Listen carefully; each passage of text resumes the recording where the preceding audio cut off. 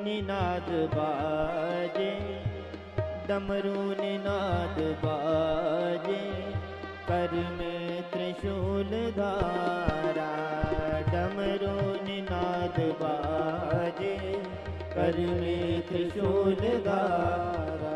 ओ डमरू निनाद बाजे, कर में त्रिशूल धारा। डमरू निनाद बाजे, कर में त्रिशूल धारा। काली घटा के अंदर जिमदामनी उजारा। काली घटा के अंदर जिमदामनी उजारा। शंकर तेरी जटा में बहती है गंगाधारा। शंकर तेरी जटा में बहती है गंगाधारा। भोले तेरी जटा में बहती है गंगाधारा।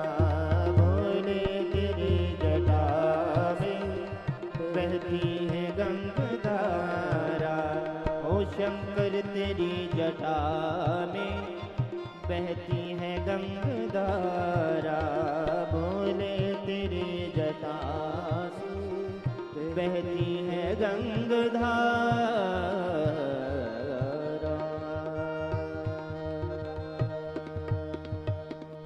बोले शंकर भगवान की जय।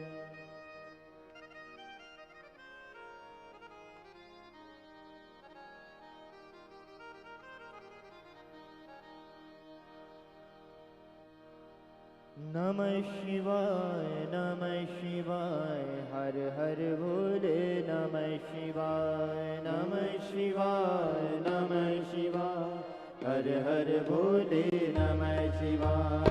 नमः शिवाय नमः शिवाय, हर हर भोले नमः शिवाय। नमः शिवाय नमः शिवाय, हर हर भोले नमः शिवाय। ओम नमः शिवाय नमः शिवाय, हर हर भोले नमः शिवाय। नमः शिवाय नमः शिवाय, हर हर भोले नमः शिवाय। नमः शिवाय नमः शिवाय, हर हर भोले नमः शिवाय। नमः शिवाय नमः शिवाय, हर हर भोले नमः शिवाय। ओम नमः शिवाय नमः शिवाय, हर हर भोले नमः शिवाय। नमः शिवाय नमः शिवाय, हर हर भोले नमः शिवाय। नमः शिवाय नमः शिवाय, हर हर भोले नमः शिवाय। नमः शिवाय नमः शिवाय, हर हर भोले नमः शिवाय। तेरा पल पल बीता जाए, मुख से जप ले नमः शिवाय। तेरा पल पल बीता जाए, मुख से जप ले नमः शिवाय। ओ तेरा पल पल बीता जाए, मुख से जप ले नमः शिवाय। तेरा पल पल बीता जाए, मुख से जप ले नमः शिवाय। तू मुख से जप ले नमः शिवाय, मुख से जप ले नमः शिवाय। जप ले नमः शिवाय, मुख से जप ले नमः शिवाय। तेरा पल पल बीता जाए, मुख से जप ले नमः शिवाय। तेरा पल पल बीता जाए, मुख से जप ले नमः शिवाय। हरि ओम नमः शिवाय, हरि ओम नमः शिवाय। हरि ओम नमः शिवाय, हरि ओम नमः शिवाय।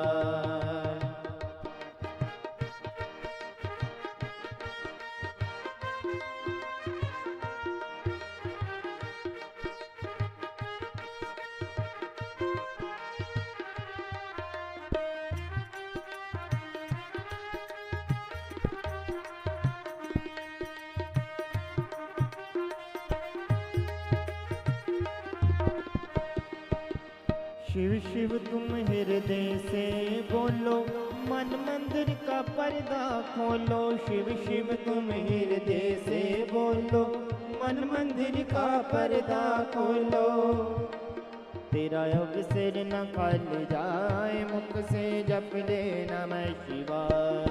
तेरा अवसर न खाल जाए, मुख से जप ले नमः शिवाय। हरि ओम नमः शिवाय, ओम नमः शिवाय। हरि ओम नमः शिवाय, हरि ओम नमः शिवाय। तेरा पल पल बीता जाए, मुख से जप ले नमः शिवाय। तेरा पल पल बीता जाए, मुख से जप ले नमः शिवाय। ओ तेरा पल पल बीता जाए, मुख से जप ले नमः शिवाय। तेरा पल पल बीता जाए, मुख से जप ले नमः शिवाय। मुख से जप ले नमः शिवाय, मुख से जप ले नमः शिवाय। जप ले नमः शिवाय, मुख से जप ले नमः शिवाय। तेरा पल पल बीता जाए, मुख से जप ले नमः शिवाय।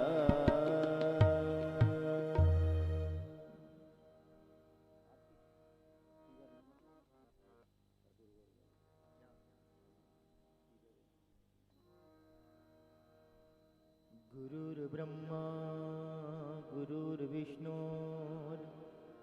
गुरुर्देवो महेश्वरा, गुरुर्साक्षात् परं ब्रह्म तस्मै श्री गुरुवे नमः। अखण्डमण्डलाकारं व्याप्तं येन चराचरं, तत्पदं दर्शितं येन तस्मै श्री गुरुवे नमः।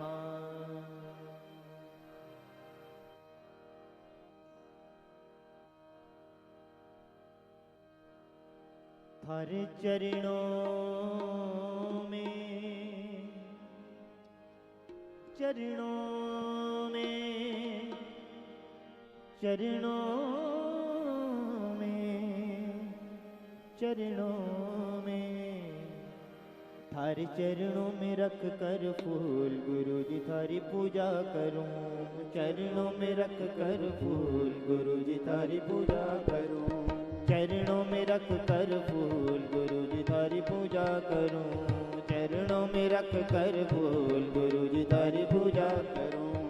पूजा करूं मैं थारी पूजा करूं, पूजा करूं मैं थारी पूजा करूं। पूजा करूं मैं थारी पूजा करूं, पूजा करूं मैं थारी पूजा करूं। जाना न कभी दूर गुरु जी थारी पूजा करूं। थारे चरणों में रख कर फूल गुरु जी थारी पूजा करूं। थारे चरणों में रख कर फूल गुरु जी थारी पूजा करूं। चरणों में रख कर फूल गुरु जी थारी पूजा करूं।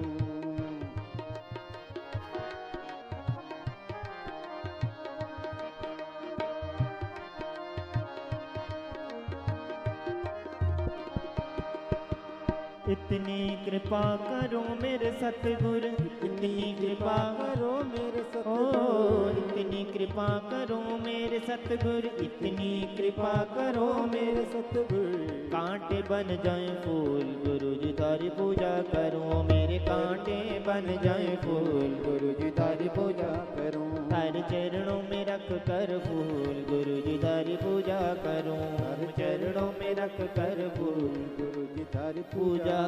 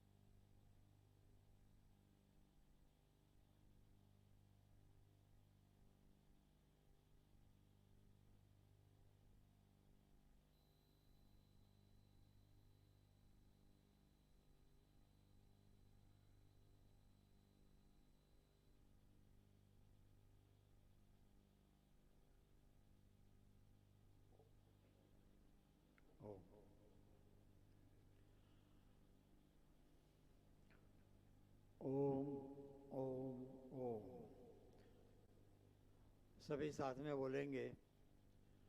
ओम नमः शिवाय, ओम नमः शिवाय, ओम नमः शिवाय, ओम नमः शिवाय।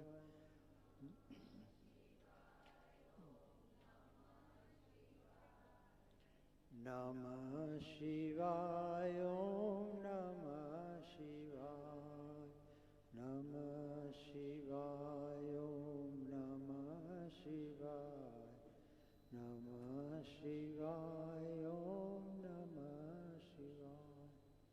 ओम नमः शिवाय, नमः शिवाय, ओम नमः शिवाय। ओम। आज के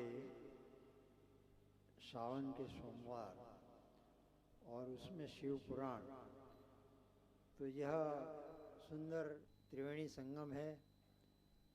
एक मुहूर्त की रीत से गिने, एक सद्भावना की जो बातें प्रेमपुरी आश्रम में कई समय से हम सुन रहे हैं, उसी को हम आगे बढ़ाते हुए शिव पुराण, यह आज कथा का हम पान करने जा रहे हैं। जीवन में शिव हो, सत्य हो, निष्ठा हो, तो जीवन में सत्यम शिवम सुंदरम की पूरी हमें अनुभूति होती है। शिव हमें अनुग्रहित करते हैं कि हम जीवन में कुछ अच्छा कर सके, और ऐसी छाँव में बैठ के जहाँ हमारे श्रद्धेय पूज्य स्वामी जी महाराज विराजमान होकर, जिनके भारत भर में कई आश्रम, मुख्य आश्रम हरिद्वार में है, और आश्रम का नाम भी बड़ा प्यारा है, घड़ी घड़ी लेने का महाराज जी मन हो। ऐसा स्वामी स्वतः प्रकाश आश्रम, जीवन में स्वयं सिद्धि बोलते हैं और स्वयं की कई सुंदर बातें हम कर सकते हैं, मगर ये जो नाम है स्वतः प्रकाश आश्रम, बहुत ही सुंदर रीत से ये नाम भी रखा गया है। और उसी तरह से आप द्वारा हर शिव पुराण हो, भागवत हो, राम कथा हो, देवी भागवत हो, कई सुंदर ग्रंथों का पान अगर करना है तो यहाँ बैठ जाइए, तो समझो कि हमको सभी चीज़ प्राप्त हो सकती है। और आज तो जो हम शिव पुराण की बातें सुनने जा रहे हैं, तभी ऐसे लगता है कि वही हिमालय की गोद में हम बैठे हैं, साक्षात शिव हमारे सामने है। मूर्ति के रूप में नहीं है, मगर साक्षात रूप में परम पूज्य प्रणवानंद सरस्वती जी महाराज आपको वंदन करते हैं।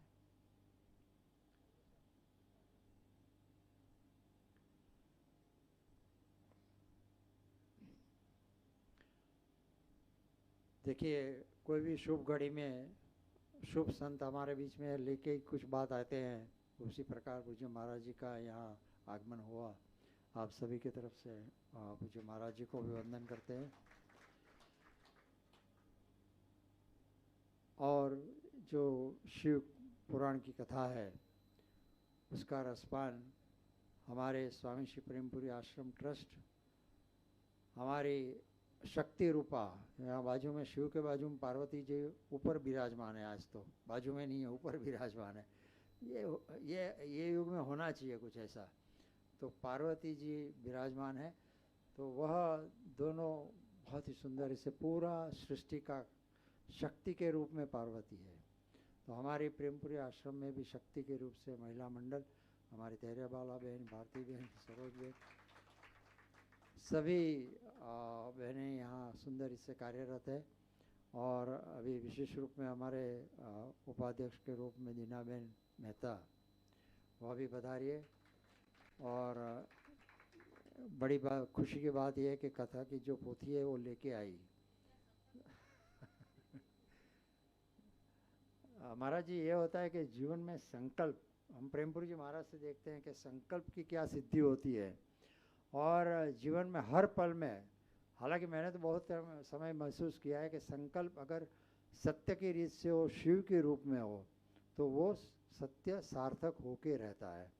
और जब भी ऐसी छाँव हो और ऐसा गांव हो प्रेमपुरी का, फिर क्या है, मस्ती मस्ती है, आप भी झूमो हम भी झूमें, बिना कुछ, जो अभी प्रणवानंद जी महाराज ने बताया था ना कि यहाँ कभी भी भांग की बातें होती नहीं है, कहाँ से भांग आ गई, आपने प्रवचन में बताया था। तो हमारे की तो मस्ती ऐसे ही है, क्योंकि प्रेमपुरी आश्रम है और आपका सानिध्य है। अगर महाराज जी आज्ञा दे तो 2 मिनट के लिए पूज्य महाराज जी को भी आशीर्वाद ले ले और बाद में शिव पुराण कथा का पान करेंगे।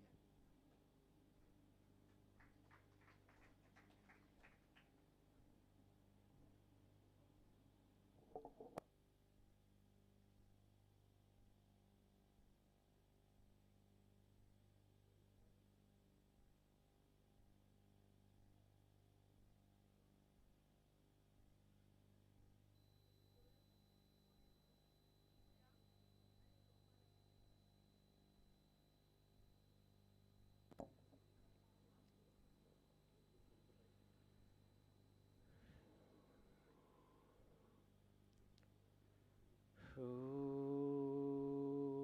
कृष्णाय वासुदेवाय हरये परमात्मने प्रणतक्लेशनाशाय गोविन्दाय नमो नमः। शङ्करं शङ्कराचार्यं केशवं बादरायणं सूत्रभाष्यकृतौ वन्दे भगवन्तौ पुनः पुनः। ॐ शान्तिः शान्तिः शान्तिः।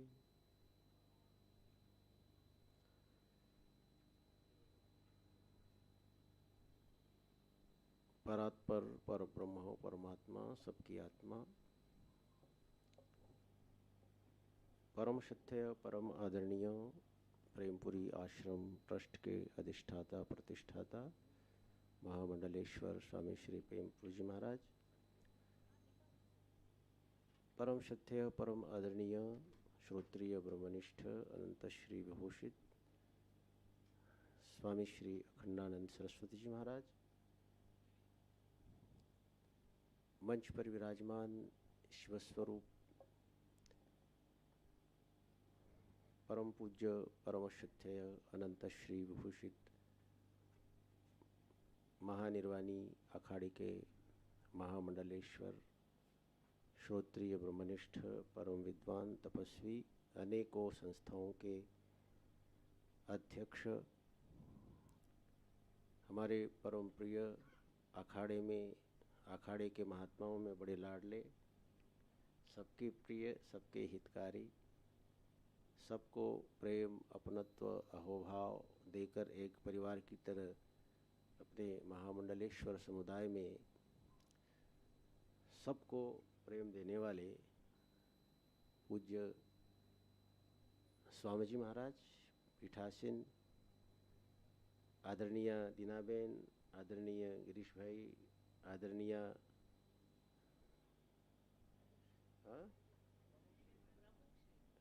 प्रमुख महिला मंडल संचालिका, बहुत ही सुंदर यह आयोजन। जब मेरे को गिरीश भाई ने बोला कि शिवपुराण की कथा हो रही है और हमारे पूज्य स्वामी जी महाराज पधार रहे हैं, तो मैं उछल गया। बहुत प्रसन्न हुआ कि हमारे पूज्य स्वामी जी महाराज पहले अपने निर्वाण महोत्सव में भागवत की कथा करके गए हैं और वो कथा बहुत पसंद आई लोगों को, और उस पसंद आने का ही फल है ये शिवपुराण। ये महिला मंडल महाराज बहुत तेज हैं। इनको पसंद आई इसलिए तो आपको बुलाया है। तो अब हम आशा करते हैं कि महिला मंडल के साथ पुरुष मंडल भी थोड़ा, हर महिला के साथ एक पुरुष होगा जरूर, एक दो बहू भी होगी। तो जो भी महिला मंडल जुड़ा है वो अपने अपने मंडल को लेके आए और ये भागवत की कथा 1-2 दिन में पूरा हॉल भर जाए। क्योंकि इतने बड़े हमारे पूज्य स्वामी जी महाराज का यहाँ आगमन है, ऐसे भी चातुर्मास के समय बड़े महापुरुष मिलते नहीं हैं। ये आपका बहुत बड़ा पुण्य। इतनी सारी संस्थाएं, इतनी व्यस्तताएं, उसके बाद भी स्वामी जी का यहाँ आगमन हुआ। हम स्वामी जी को नमन करते हैं और वंदन अभिवंदन के साथ बहुत बहुत स्वामी जी को बधाई। और स्वामी जी महाराज तो बड़े ही बहुत प्रसन्न, निर्मल मना और खुले दिल से अब आपके सामने भगवान शिव, सचमुच उनके पीछे शिव है, उनके आगे शिव पुराण शिव हैं, सामने शिव हैं, कंकर कंकर में शिव। और ये श्रावण मास, प्रेमपुरी जैसा दिव्य स्थान, और ये आयोजक, ये एक एक मंडल अपने आप में मंडल है। ये महिला मंडल के एक एक लोग अपने आप में मंडल है। ये बड़े समर्थ लोग हैं। तो मैं आशा करता हूँ कि इस कथा को और दिव्य बना के आप कथा सुनेंगे। पूज्य स्वामी जी महाराज के चरणों में प्रार्थना कि अब आप शिव पुराण की कथा हमको सुनाइए। आपके चरणों में नमन। बोलिए सच्चिदानंद भगवान के। हर हर महादेव।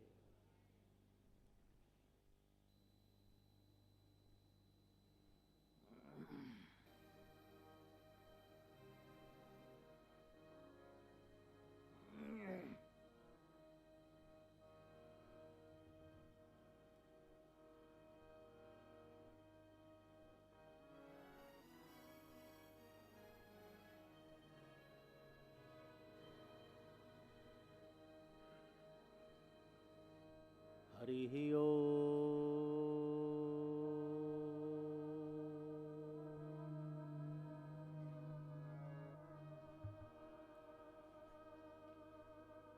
विश्वानि देवः सवितर्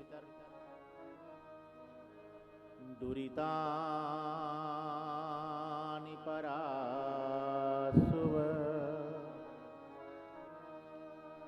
यद्भद्रं तन्यासुव।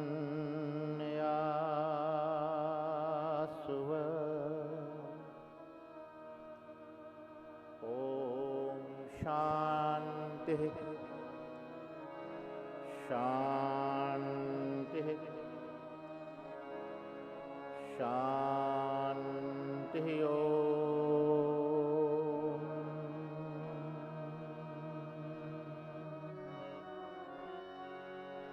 ध्येयं सदा परिभवगणमविष्टदोहम् तीर्थास्पदं शिवविरञ्चिनुतं शरण्यम्। भृत्यार्तिहं प्रणतपालभवाब्धिपूतम्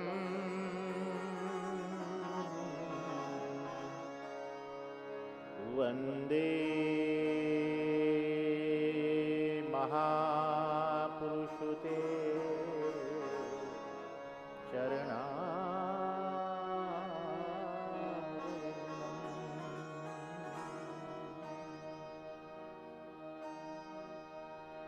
नारायणं नमस्कृत्य नरं चैव नरोत्तमं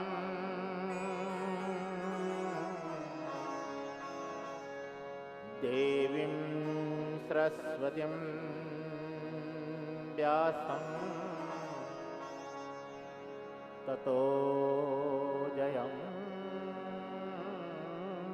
उदीरये।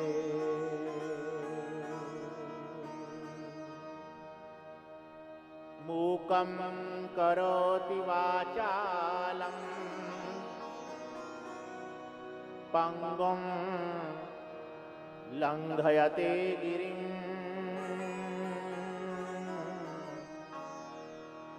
यत्कृपातमहं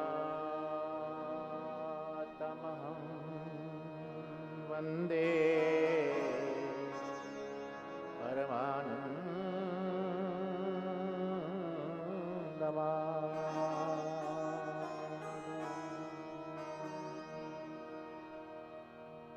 गुरुर्ब्रह्मा गुरुर्विष्णु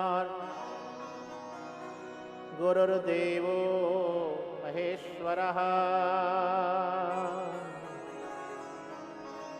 गुरुर्साक्षात् परं ब्रह्म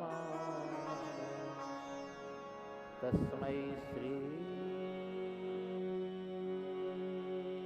गुरुवे नमः।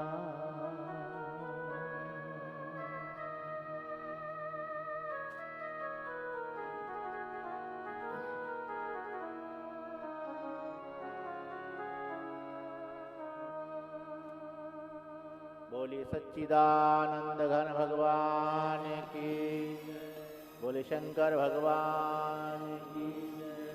भारत माता की, भारत माता की, भारत के संतों की, भारत के ऋषियों की, भारत के मुनियों की, परमादरणीय परम श्रद्धेय ब्रह्मलीन स्वामी प्रेमपुरी जी महाराज की, परमादरणीय है ब्रह्मलीन पूज्यपाद स्वामी अखंडानंद जी महाराज की। धर्म की, अधर्म का, प्राणियों में विश्व का, हर हर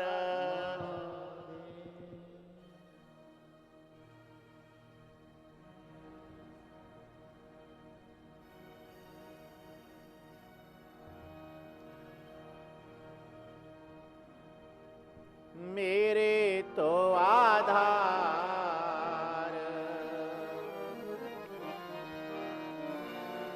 श्री राम के चरणारविंद, मेरे तो आधार श्री राम के चरणारविंद, मेरे तो आधार श्री राम के चरणारविंद, तो आधार श्री राम के चरणारविंद, राम के चरणारविंद, श्याम के चरणारविंद, राम के चरणारविंद, श्याम के चरणारविंद, राम के चरणारविंद, श्याम के चरणारविंद, राम के चरणारविंद, श्याम के चरणारविंद, मेरे तो आधार श्री राम के चरणारविंद, मेरे तो आधार श्री राम के चरणारविंद,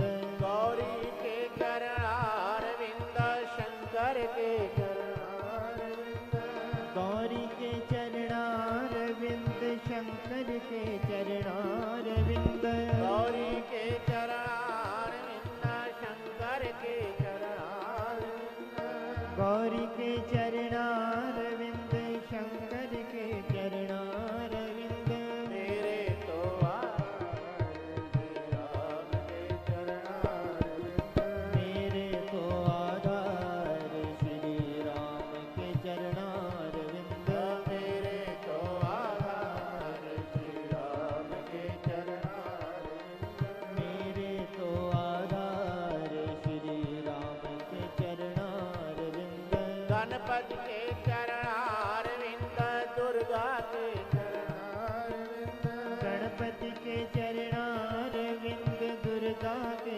चरणारविंद, गणपति के चरणारविंद, दुर्गा के चरणारविंद, गणपति के चरणारविंद, दुर्गा के चरणारविंद, मेरे तो आधार श्री राम के चरणारविंद, मेरे तो आधार श्री राम के चरणारविंद, मेरे तो आधार श्री राम के चरणारविंद, मेरे तो आधार श्री राम के चरणारविंद, हनुमत के चरणारविंद, सद्गुरु के चरणारविंद, हनुमत के चरणारविंद, सतगुरु के चरणारविंद, हनुमत के चरणारविंद, सद्गुरु के चरणारविंद, हनुमत के चरणारविंद, सतगुरु के चरणारविंद, मेरे तो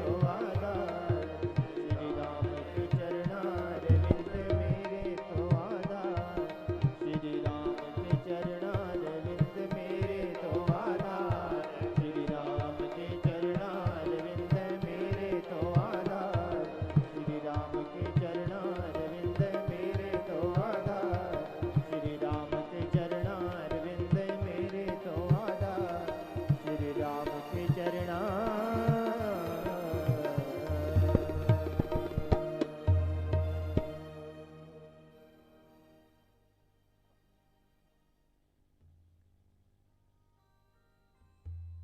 ज्ञानानंद कंद सच्चिदानंद स्वरूप भगवान सदाशिव महादेव के वांग्मय स्वरूप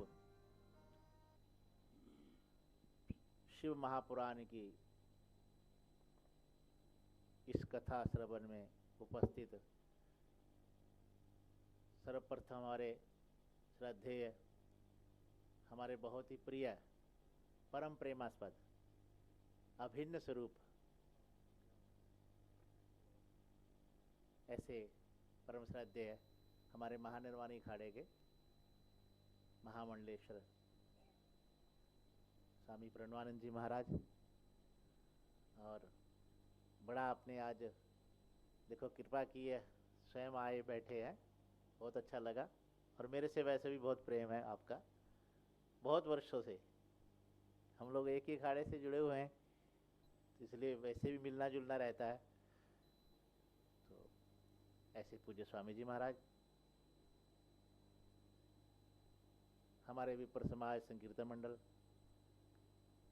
और प्रेमपुरी आश्रम ट्रस्ट के हमारे बड़े ही स्नेहास्पद गिरीश भाई, भागवत कथा में आपको हमने बहुत मिस किया था, आप यहाँ नहीं थे। और दीना बहन तो आप जानते हो, तो दीना बहन ही है। ये जो कथा वास्तव में हो रही शिवपुराण, इसकी देन दीना बहन ही है। इनकी बड़ी इच्छा थी, और उसमें आयोजन जो करने वाली हमारी पेशेंस बहन, धैर्य बहन है, पेशेंस, धैर्य बहन, भारती बहन, उमा बहन सब बैठी हैं, महिला मंडल है। और ये तो भाई मैंने पिछली बार भी कहा था, प्रेमपुरी आश्रम नहीं, ये सिद्ध पीठ बन गया है, सिद्ध पीठ है। कितने महापुरुष यहाँ आते हैं, भारत के अच्छे अच्छे महापुरुष विद्वान। लोग तो तरसते हैं क्योंकि महापुरुष आए, जैसे स्वामी जी बैठे हैं, ऐसे महापुरुष इतने महामंडलेश्वर आए, कोई हमारे यहाँ आकर कुछ दिन के लिए सत्संग करे, स्वाध्याय कराए, और यहाँ 365 दिन चलता है। इससे बड़ा सौभाग्य क्या हो सकता है? परम सौभाग्य है ये। जैसे पूज्य स्वामी जी महाराज ने कहा, श्रावण मास चल रहा है, और श्रावण मास में शिव पुराण, और वो भी आज सोमवार है। क्या सबसे शीतलवार कौन सा है जानते हो आप? और सबसे शीतल देवता कौन से हैं? हाँ, शंकर भगवान। क्यों शीतल है जानते हो?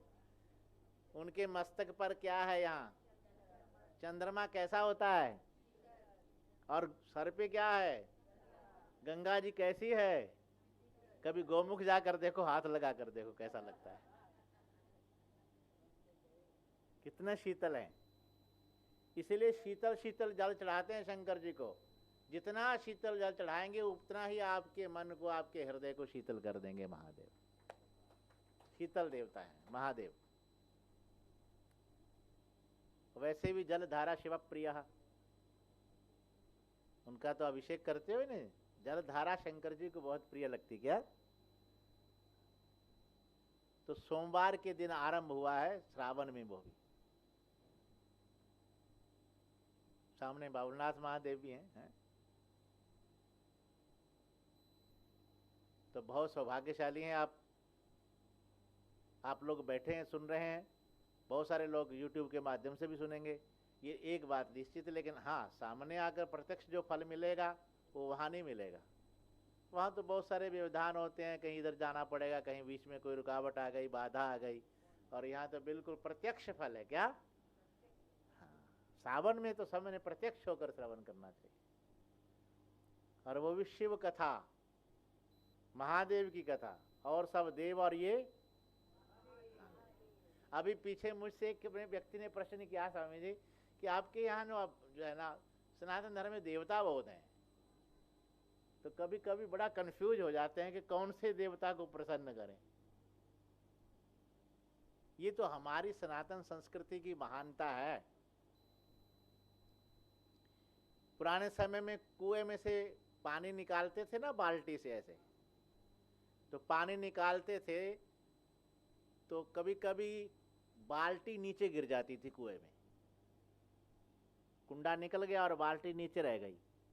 तो उस बाल्टी को निकालने के लिए बहुत सारी बिल्ली बोलते थे पुराने लोग, बहुत सारे कुंडे होते थे ऐसे 8 10 7 8 कुंडे, और उसको फेंकते थे, किसी ना किसी कुंडे में तो फंसी जाएगी बाल्टी। तो सभी देवताओं की पूजा उपासना करते रहो, कोई ना कोई तो प्रसन्न हो ही जाएगा ना। और महादेव तो वैसे भी बहुत शीघ्र प्रसन्न होने वाले हैं। हमारे यहाँ वृकासुर एक हुआ, वृकासुर, भस्मासुर बोलते हैं उसका, वैसे नाम वृकासुर था, बाद में नाम प्रसिद्ध हो गया भस्मासुर। तो भस्मासुर ने देवऋषि नारद जी से पूछा कि देवऋषि सबसे अधिक जल्दी प्रसन्न होने वाले कौन से देवता है? तो नारद जी ने कहा महादेव, क्योंकि वो आशुतोष हैं। क्या है? आशुतोष। आशुतोष, तोष मैंने प्रसन्न और आशु मैंने शीघ्र, जो बहुत शीघ्र प्रसन्न हो जाते हैं वो आशुतोष महादेव। बोले अच्छा, तो शीघ्र हो जाएंगे? बोले हाँ शीघ्र प्रसन्न हो जाएंगे।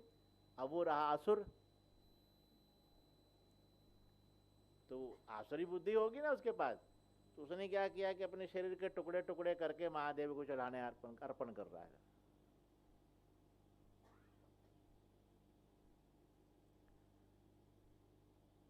आप जब देखा उसने कि अभी भी नहीं प्रकट हुए तो सर काटने लगा, तो महादेव प्रकट हो गए।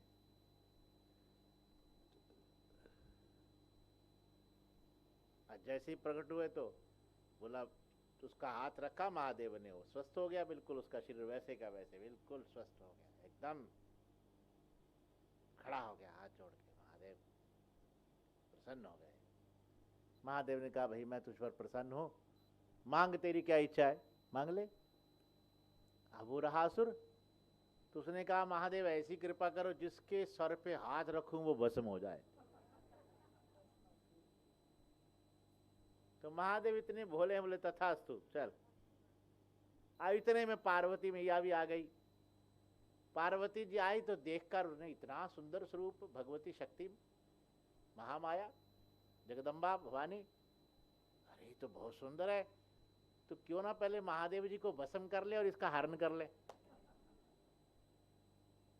तो बोला महादेव, बोले क्या है? बोले आपने मुझे वर तो दे दिया, मेरी परीक्षा भी तो करनी पड़ेगी ना इसकी, थोड़ा सर नीचे करो। महादेव से तो पागल है भैया, असुर है, असुर है ना। तो महादेव घबरा गए और भागे। अब पीछे पीछे वो भस्मासुर। तो श्रीमद् भागवत में तो ऐसा प्रसंग आता है कि भगवान नारायण सामने आ गए ब्रह्मचारी बनकर, और उन्होंने ऐसा किया। दूसरे पुराणों में ऐसा आता कि पार्वती जी आ गई, सामने आ गई। पार्वती ने कहा अरे भाई तू क्यों पीछे लगा, इसके भाग रहा है? बोले भस्म करूंगा, तेरा हरण अपहरण करूंगा। बोले मैं तो स्वयं इससे बड़ी दुखी हूं महादेव से। ना कोई महल, ना कोई कोठी, ना कोई बंगला है, कहाँ कैलाश में बैठा रखा पेड़ के नीचे, वट वृक्ष के नीचे, कोई आनंद नहीं जीवन में। तो बोले फिर तू रहती क्यों है इसके साथ? बोले एक बस इसमें एक बड़ी कला है, वो कला अगर किसी और में होती है, तेरे में भी हो तो मैं तेरे पास आ जाऊंगी। बोले अच्छा क्या कला है इसमें? बोले ये तांडव बहुत अच्छा करते हैं, नृत्य बहुत अच्छा करते हैं। तो बोले वो कैसा होता है? बोले तू करेगा, दिखाएगा मुझे करके? बोले हाँ। तो बोले कर ऐसे। तो देखा आपने तांडव नृत्य कैसे? तो जैसे तांडव करने लगे तो माँ भगवती ने ऐसे ऐसे करते ऐसे किया, और उसने भी ऐसे किया और भस्म हो गया। अपने सर पे हाथ रखा और भस्म हो गया, भस्मासुर भस्म हो गया। तो कहने का भाव बहुत भोले हैं महादेव, बहुत शीघ्र प्रसन्न हो जाते हैं, इसलिए और सब देव और ये महादेव। भगवान शिव के शिव पुराण में 3 स्वरूप बताए हैं। एक तो परम शिव है, जैसे हम कहते हैं ना, एक निर्गुण निराकार, दूसरा सगुण निराकार ईश्वर, और तीसरा सगुण साकार। 3 स्वरूप है ना। इसी प्रकार भगवान शिव के 3 स्वरूप, परम शिव ज्योति स्वरूप, क्या निर्गुण निराकार, और दूसरा है महेश्वर, जो निराकार है और साथ में सगुण है। और तीसरा रुद्र रूप है महादेव का, सगुण साकार रूप, कैलाश में रहते हैं। और 5 मुख हैं भगवान महादेव के, पंचानन क्या है, पंचानन। और 3 नेत्र हैं, सब एक एक मुख पे कितने नेत्र, 3। और त्रिपुंड लगाते हैं, त्रिशूल हाथ में रखते। अच्छा, ये जानते हो आप भगवान शंकर की यहाँ 3 का बड़ा महत्व है। 3 नेत्र है ना, त्रिपुंड में पुंड कितने हैं, त्रिशूल में शूल 3, शूल कितने। अच्छा, बेलपत्र चढ़ाते, बेलपत्र बिल्ली चढ़ाते हो आप, कितने पत्ते हैं, मुख्य तो 3 ही है ना, वैसे 5 तक भी मिलता है, 6 तक भी मिल जाता है किसी किसी को, पर बेलपत्र 3 वाला ही है। ये 3 का इतना बड़ा महत्व क्यों है, बोले प्राणी के जीवन में कर्म 3 प्रकार के हैं, कितने, संचित, प्रारब्ध और क्रियामान। और गुण भी 3 है, सत्व, रज और तम, ठीक है। और अवस्थाएं भी 3 है, जागर, स्वप्न और सुषुप्ति। और ताप भी 3 है, त्रिविध ताप, हाँ, दैविक, आदि भौतिक और आध्यात्मिक। इन सब से बचना चाहते हो तो भगवान शंकर की पूजा करो, अर्चना आराधना करो, बच जाओगे आप, कल्याण हो जाएगा। ये 3 का महत्व है। तो भगवान शंकर बहुत अच्छे महादेव हैं।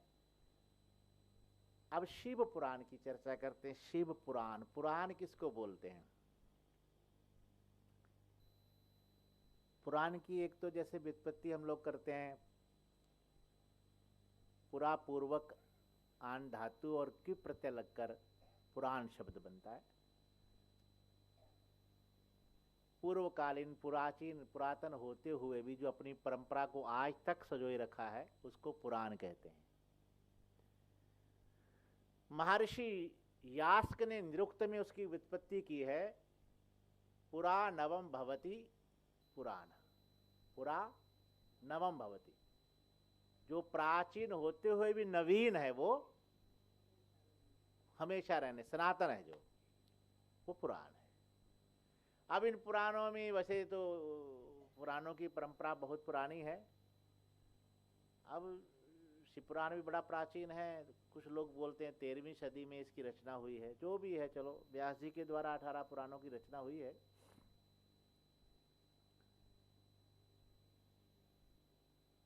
तो शिव पुराण भगवान शिव की, वैसे भगवान शिव की महिमा 12 पुराणों में बहुत कही है।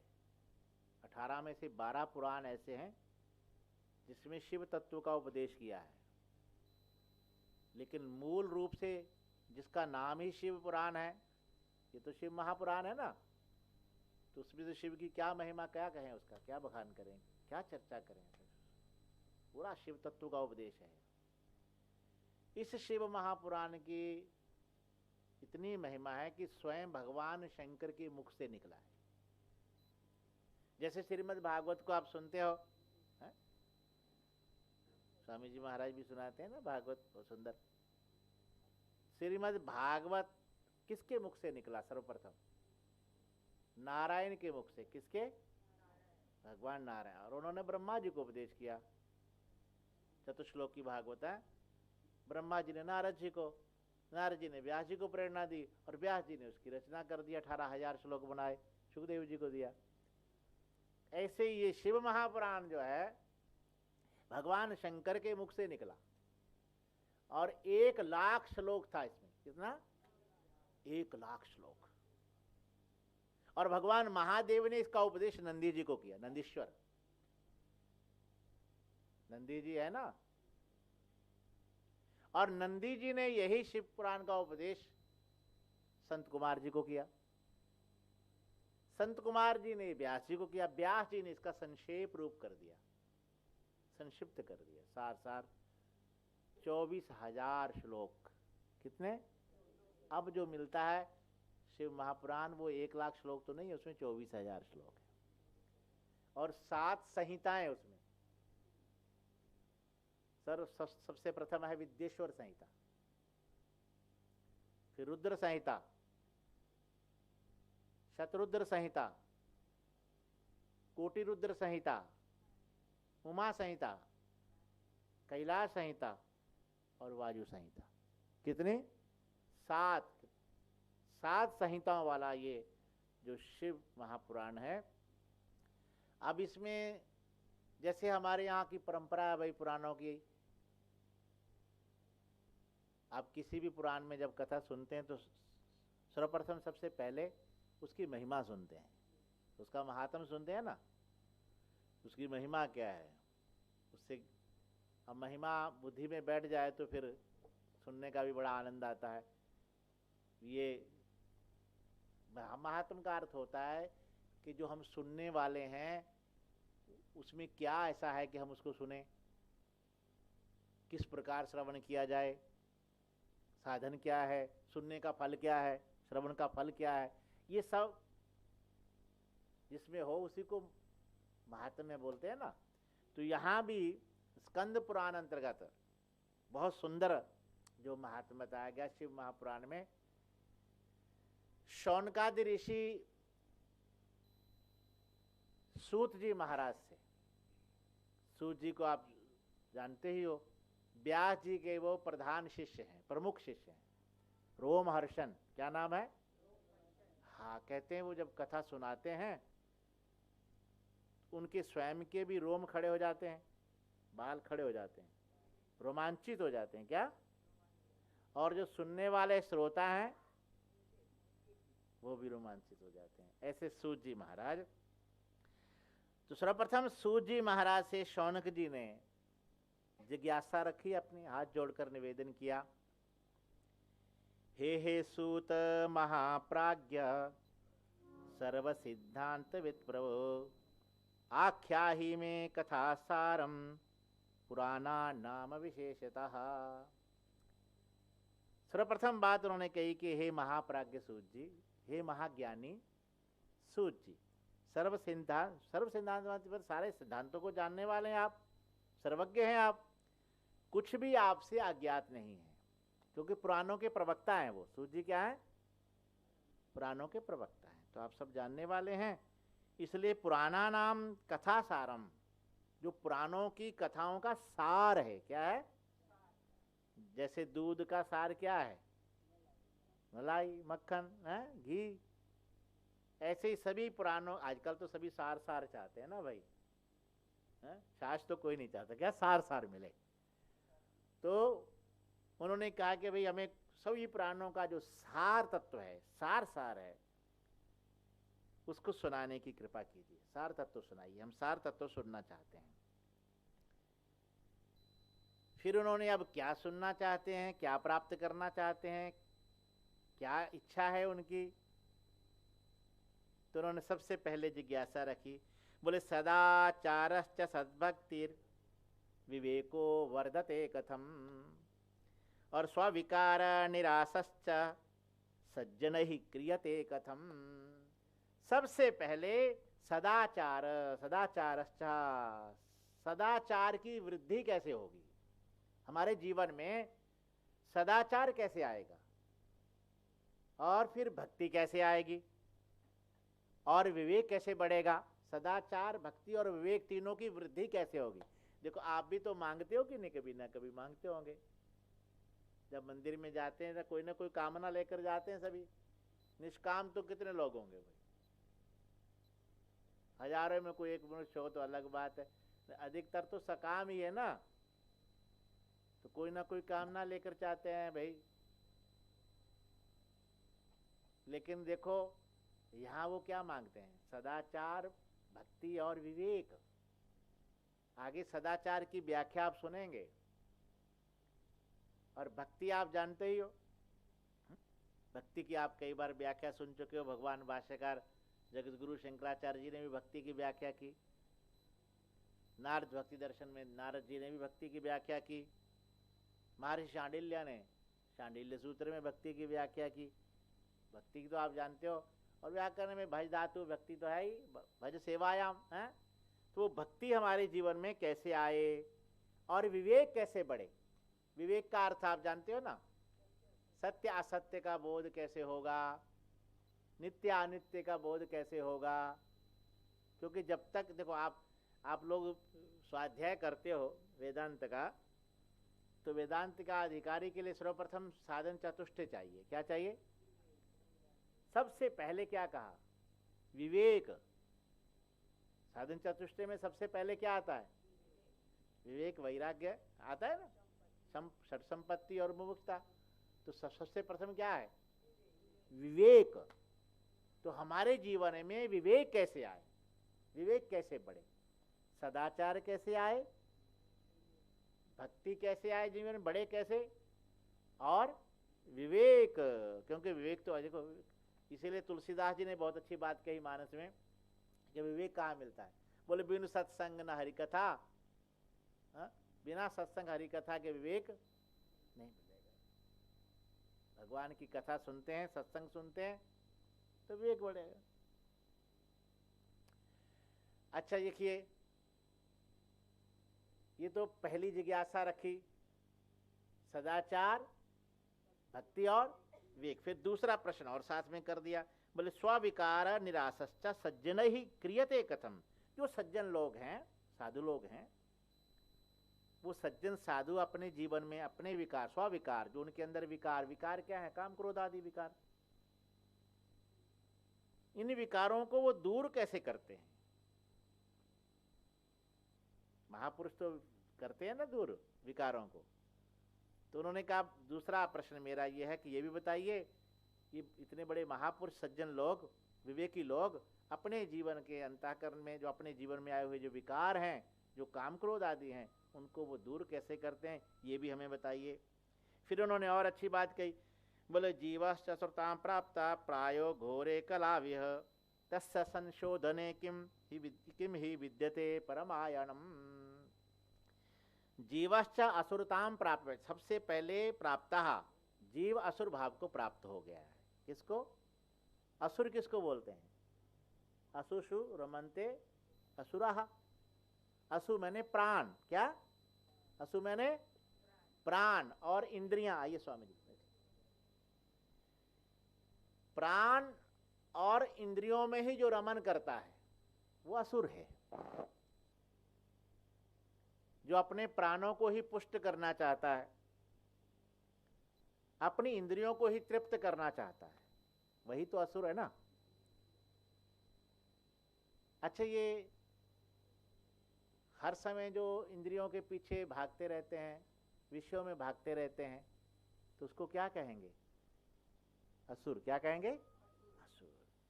तो बोले ये जीव आसुरी भाव को प्राप्त हो गया है, इसलिए घोर कलयुग है। क्या?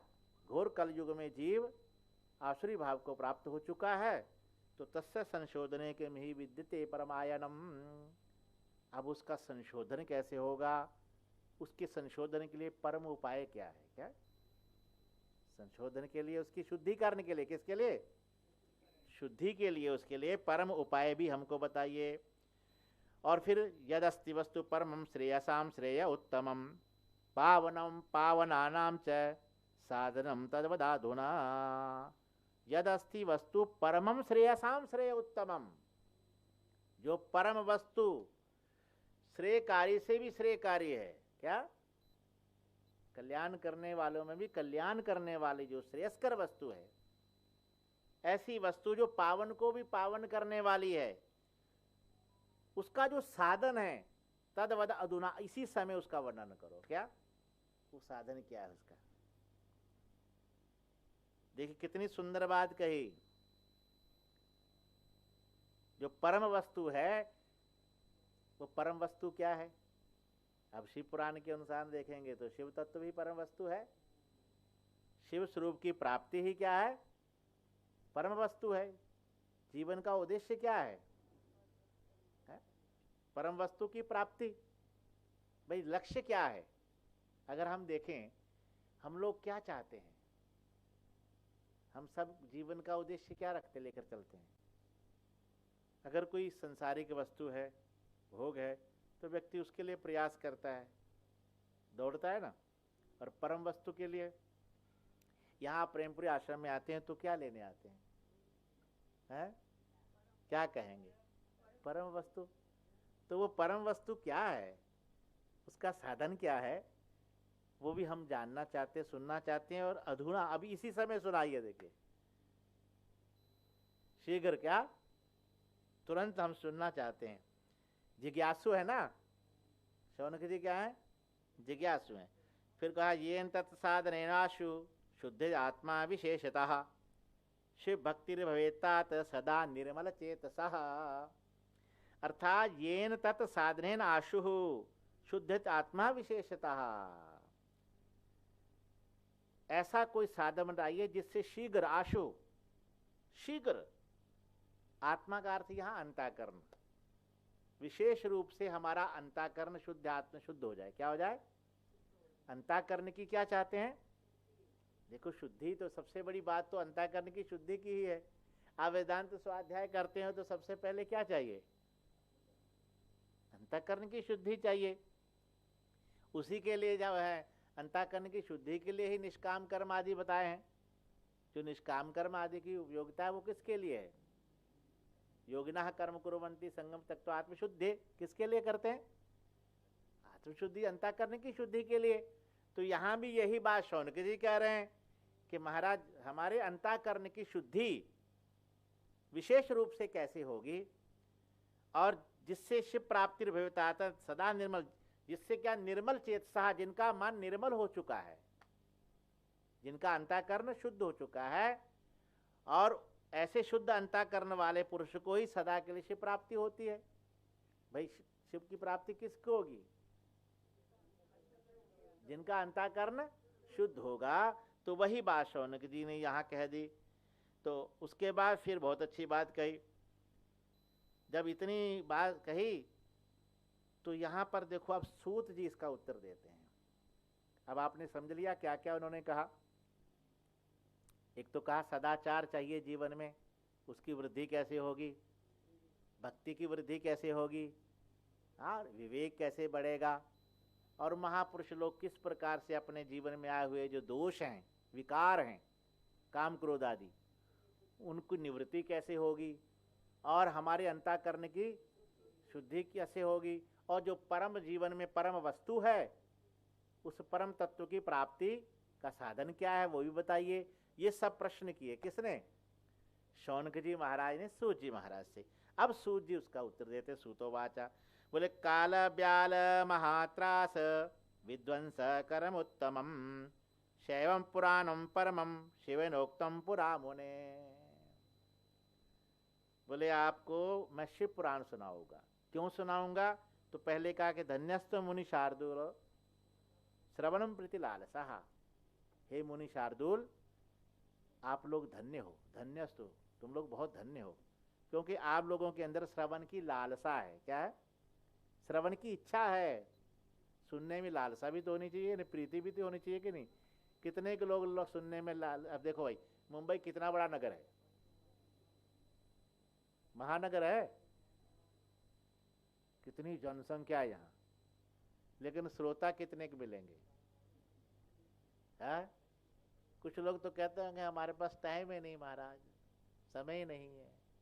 कई लोग तो कहते हैं महाराज जी मरने का समय भी नहीं है। बताओ क्या बात करते हो भाई, मरने का समय नहीं है।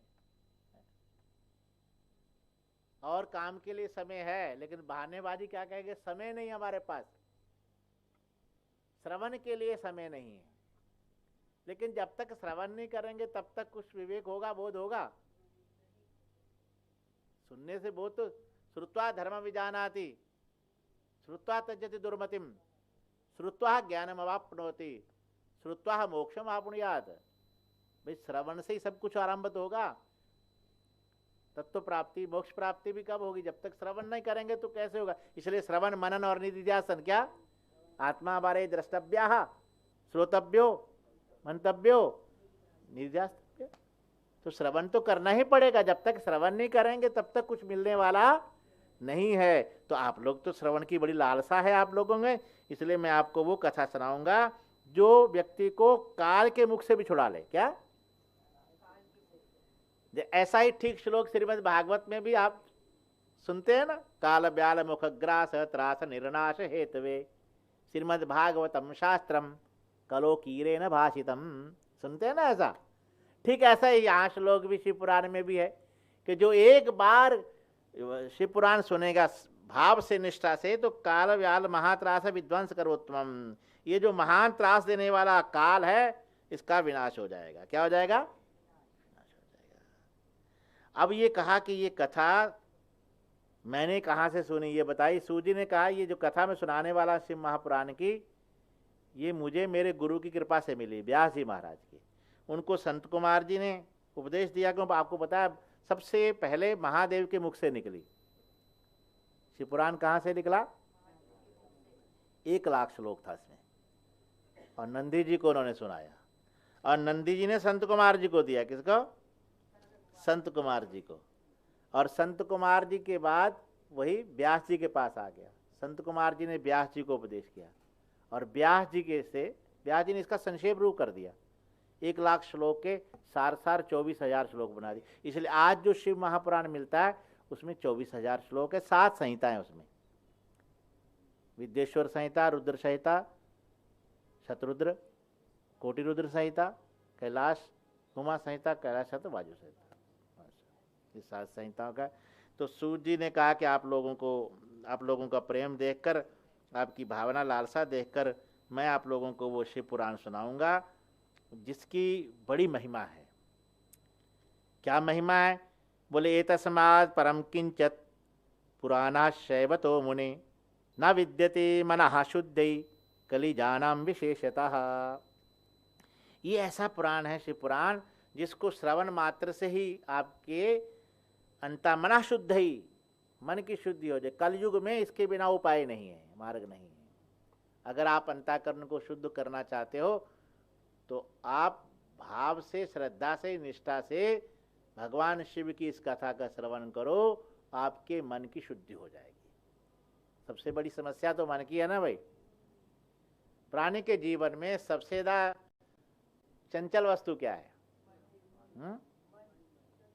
चंचलम ही मनः। चंचल क्या है? मन है। क्योंकि मन बंदर से भी ज्यादा चंचल है।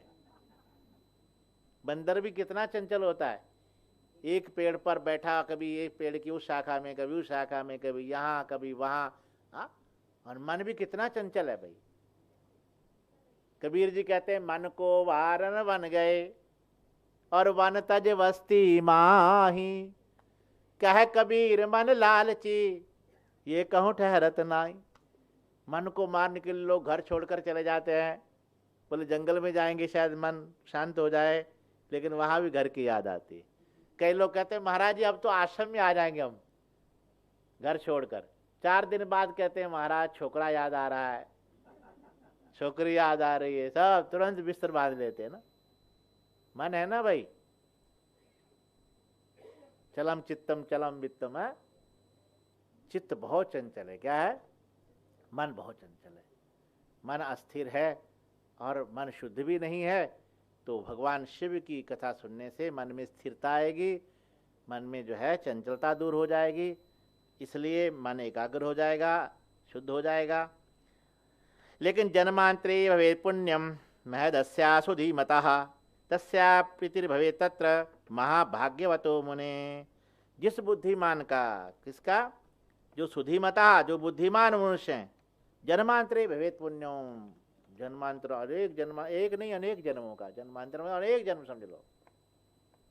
अनेक जन्मों का पुण्य जब जागृत होता है तभी भगवान शिव की कथा सुनने की इच्छा जागती है। सब क्यों नहीं सुन लेते भाई? अब लोगों को बोलो भाई श्रावण मास है, आकर बैठो श्रवण करो, शिव कथा होने जा रही है, लेकिन कहाँ? सब नहीं। जिसके भाग्य में होगा, जिसने कोई पुण्य किया होगा, अनेक जन्मों का कोई पुण्य संचित होगा, वही आकर बैठेगा, वही श्रवण करेगा। और के पास समय नहीं किसी के पास।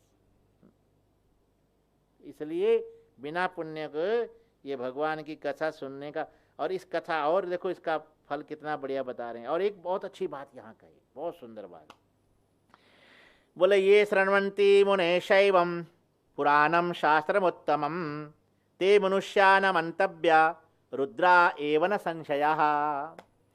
बोले ये शृण्वन्ति मुने शैवम पुराणो शास्त्रमुत्तमम्, ये श्रेष्ठ जो शास्त्र है शिव पुराण, हे मुनि जो इसको सुनते हैं, क्या जो लोग इसका श्रवण करते हैं, ये श्रेष्ठ है शिव महापुराण, सब पुराणों में श्रेष्ठ है।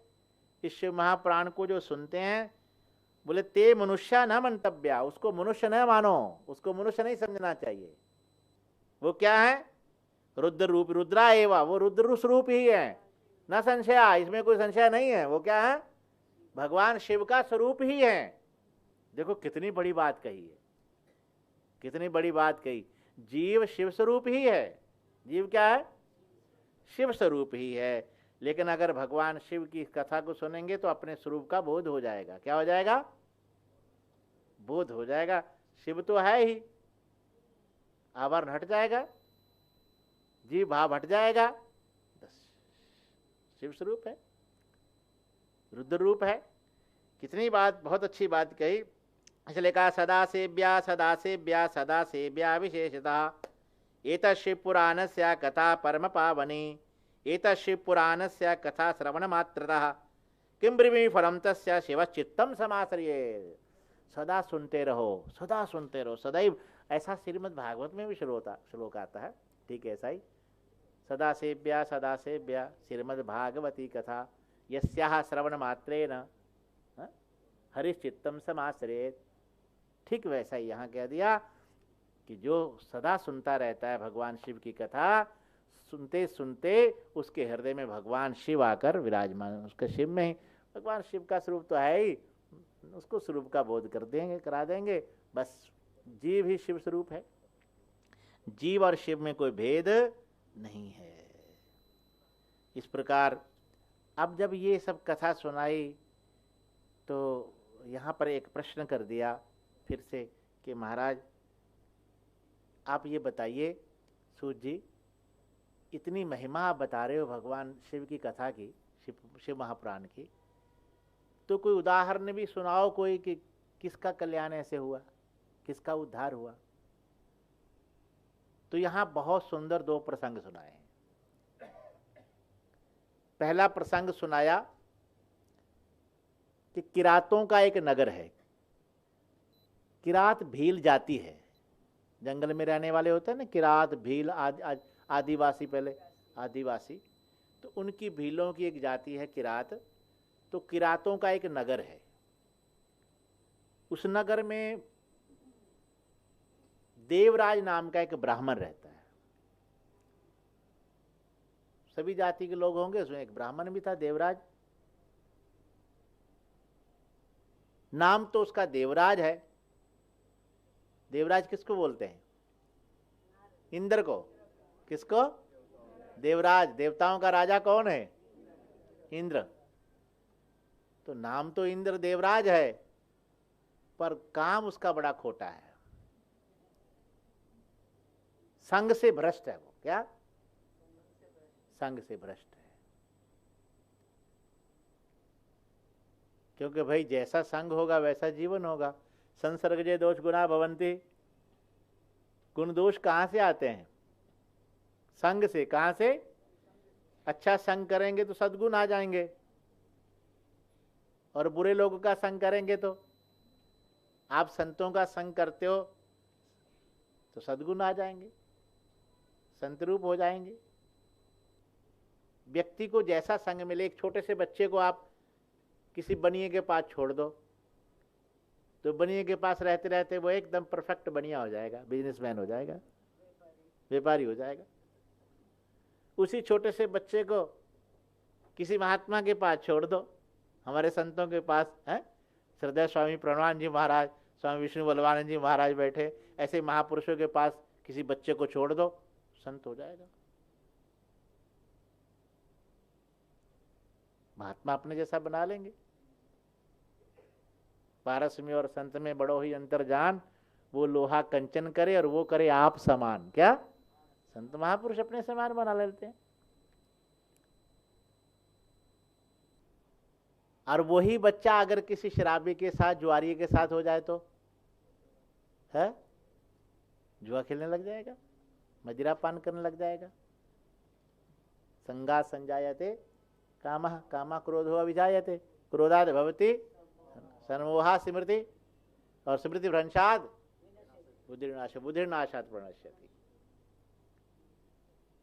संग से ही कामना उत्पन्न होती, कामना से क्रोध आता, पूरी नहीं होती तो क्रोध हो गया।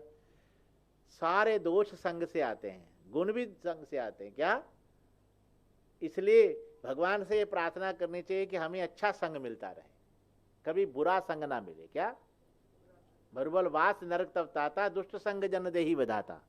तुलसीदास जी कहते हैं कि हे विधाता, मुझे नरक में चाहे वास दे दो, पर किसी दुष्ट का संग ना देना, मुझे दुर्जन का साथ ना मिले। क्या? दुष्ट का संग ना मिले। दुसंगम सर्वदैव त्याज्य, इसलिए दुसंग ना मिले, बुरा संग ना मिले। देवराज बुरा संग मिला उसको, मदिरा पीने लगा, जुआ खेलने लगा, घर में परिवार है, माता पिता हैं, पत्नी है, छोड़कर वेश्यागामी हो गया। दोष आ गए जीवन में, बुराइयां आ गई। रस बेचता है, वो रस बेचकर व्यापार करता है, इधर उधर जाता है सामान बेचने के लिए, और फिर वो अपना शोभावती नाम की वेश्या, उसकी में आसक्त हो गया, फंस गया बस वहां। अच्छा इधर देखो, एक दिन इतना उसके अंदर इतना पाप आया कि माता पिता को भी मार दिया, पत्नी को भी मार दिया, महापापी हो गया। क्या? महापापी।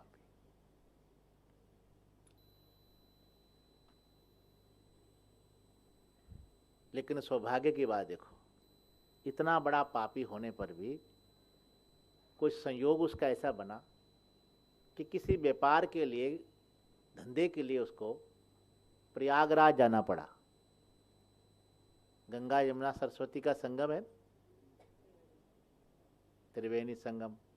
आप कभी जाओगे तो इस पार प्रयाग है, दारागंज, कीटगंज आदि है, हम लोगों के वहीं कैंप लगते हैं वहीं जब कुंभ महाकुंभ होता है, और उस पार झूसी है। उस पार पुराना नाम उसका प्रतिष्ठानपुर था, प्रतिष्ठानपुर। आजकल उसको झूसी बोलते हैं, पहले प्रतिष्ठानपुर बोलते थे। बहुत सारे आश्रम है हमारे, प्रभुदत्त ब्रह्मचारी जी का भी उधर आश्रम है, और भी बहुत सारे आश्रम है, परमानंद आश्रम है, बहुत सारे आश्रम, अब तो और भी नए बहुत बन गए। तो झूसी में एक धर्मशाला में अंदर महादेव का मंदिर था, बड़ा प्राचीन मंदिर, और उसी में धर्मशाला भी बनी हुई थी, रूम थे, कमरा थे, रुकने को, कुटिया थी, कुटिया पुरानी होगी कोई, उसी में आकर कुटिया, पुराने समय में जैसे कुटिया होती थी, उसमें आकर वो रुक गया। और सामने मंदिर में श्रावण का मास चल रहा था, श्रावण मास था, और भगवान शिव की कथा, शिव पुराण की कथा चल रही थी। और अचानक उसको बुखार हो गया, बीमार हो गया। पूरा श्रावण मास उसको रहना पड़ा वहां, इतना बुखार हो गया। कान खुले हैं, कथा सामने चल रही है और वो सुन रहा है, मन से नहीं सुन रहा, लालसा नहीं है उसमें, श्रवण की इच्छा नहीं है, जिज्ञासा नहीं है सुनने की। क्या? पड़ा है, मजबूरी में सुन रहा है, लेकिन शब्द कान में जा रहे हैं। क्या भाई, शब्द तो अपना काम करेगा ना। हमारे व्याकरण शास्त्र में कहा कि शब्द ब्रह्म का रूप है, वो तो संस्कार बनेंगे ही ना। कोई आपको गाली दे तो कैसे तन जाते हैं? कैसे है? प्रेम से बात करते हैं तो आपके मन में ही भाव आता है प्रेम का। शब्द की कितनी कीमत होती है, शब्द में बड़ी शक्ति है।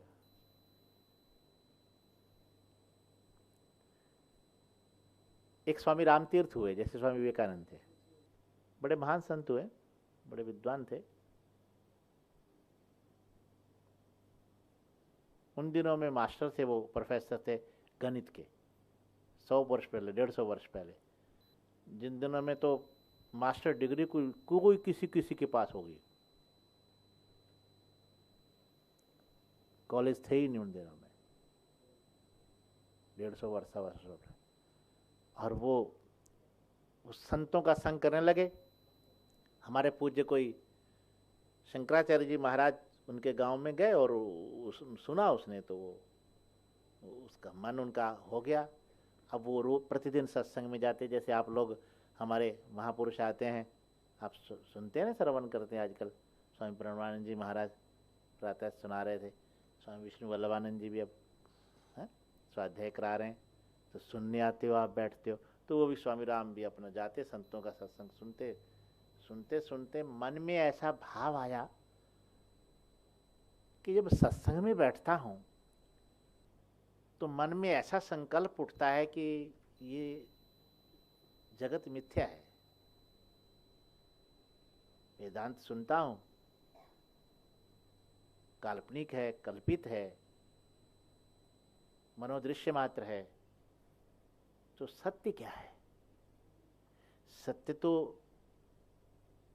स्वरूप है, ब्रह्म है,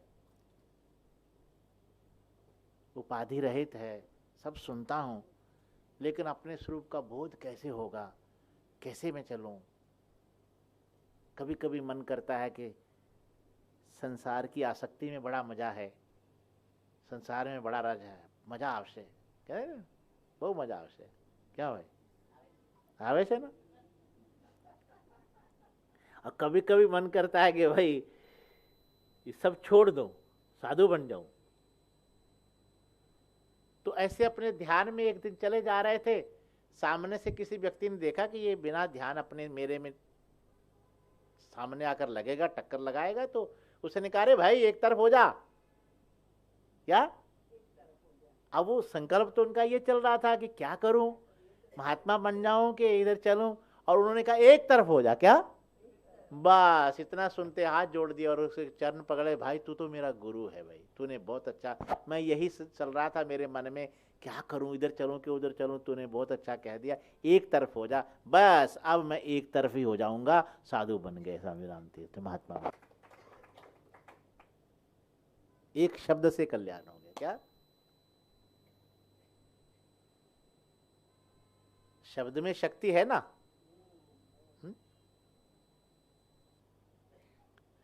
ये अलग बात है, वेदांत की दृष्टि से हम कहते हैं वहां तो शब्द का भी महत्व नहीं है, अवांग मनसा अगोचरम वाली बात वो अलग विषय हो जाता है, लेकिन शब्द तो बोध तो वृत्ति से ही होगा ना।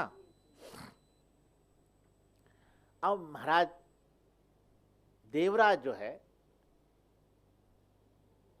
वहां पढ़ा पढ़ा सुन रहा है, कान में शब्द जा रहे हैं, श्रावण मास उत्तम मास है और भगवान शिव की कथा सुन रहा है। श्रवण में कितनी शक्ति आ गई कि सुनते सुनते ही उसी बीच में उसकी मृत्यु हो गई। अब देखो, मृत्यु का समय निश्चित है,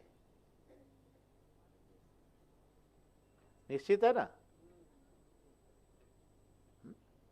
आयु कर्म च वित्तम च विद्या निधन, 5 वस्तुएं ऐसी हैं जो गर्भ में ही निश्चित हो जाती हैं।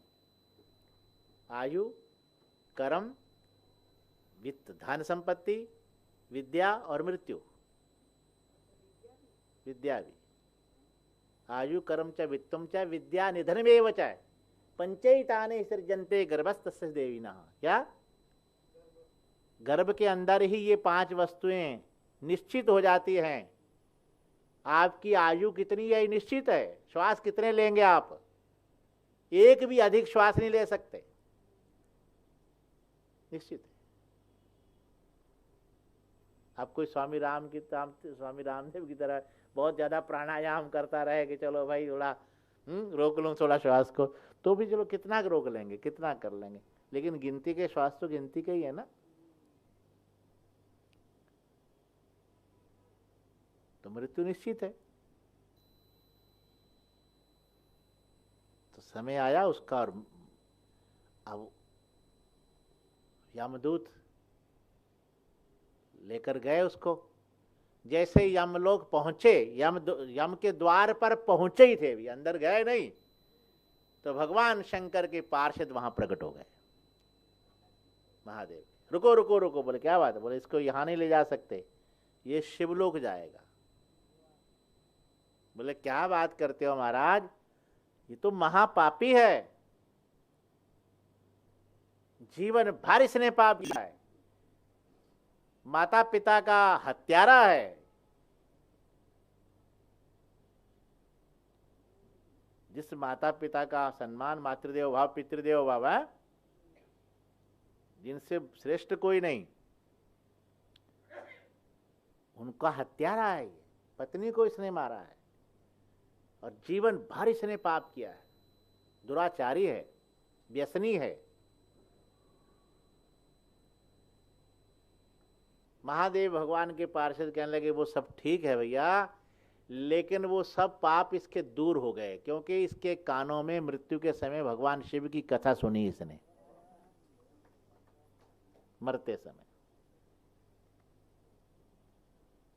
उसी समय यमराज बाहर आ गए, भाई क्या हल्ला हो रहा है भाई, देखो जरा। तो देखा तो ये सब हल्ला हो रहा था, क्या बात है? बोले महाराज ऐसी बात है। यमराज ने भी हाथ जोड़ दिए भगवान शंकर के पार्षद, महाराज ले जाओ, इनसे गलती होगी। अपने दूतों को समझाया कि देखो, जो भी भगवान शिव की कथा सुन लेगा उसको मेरे पास मत लाना, क्योंकि शिव कथा का ये इतना बड़ा महत्व है।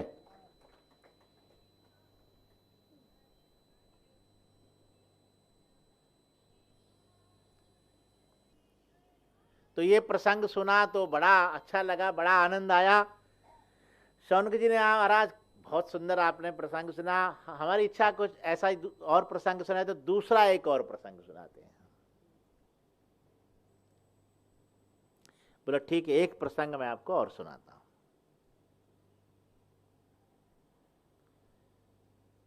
सूत जी कहते हैं कि वाशकल नाम का एक नगर है, वाशकल। उसमें एक ब्राह्मण दंपत्ति पति पत्नी रहते थे। ब्राह्मण का नाम था बिंदुग और उसकी पत्नी का नाम था चंचुला। बिंदुग और चंचुला। बिंदुग का भी साथ ऐसा हुआ, बिंदु भी संग से भ्रष्ट हो गया।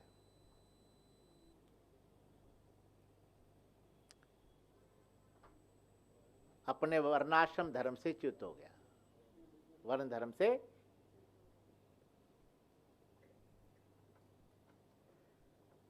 पतित हो गया।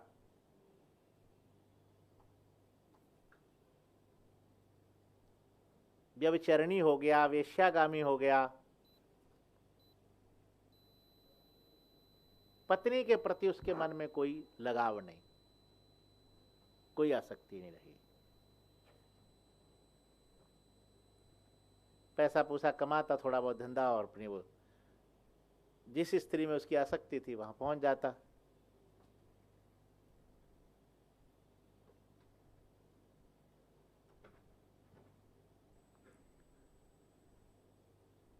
अब चंचुला भी बेचारी जवान स्त्री है, यौवन है उसमें, और वो बेचारी क्या करे, कब तक प्रतीक्षा करते करते एक समय ऐसा है कि वो भी भ्रष्ट हो गई। उसके जीवन में व्यभिचार आ गया,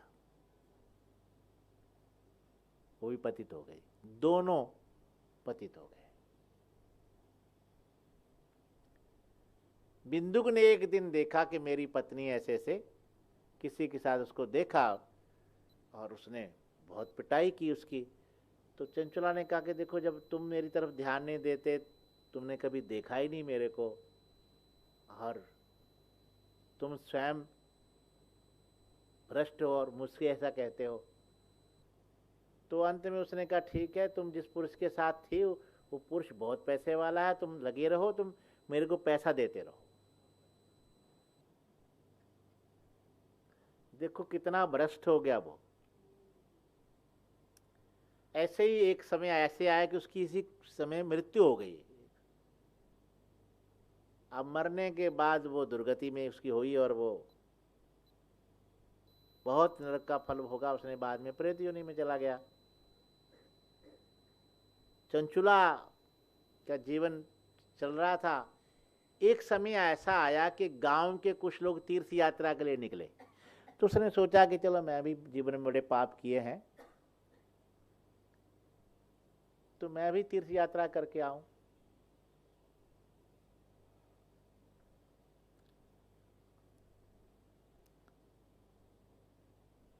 तो वो भी गांव के कुछ लोगों के साथ जा रहे थे, देखा सब लोग जा रहे हैं तो वो भी चल पड़ी। घूमते घूमते वो लोग गोकर्ण क्षेत्र पहुंचे।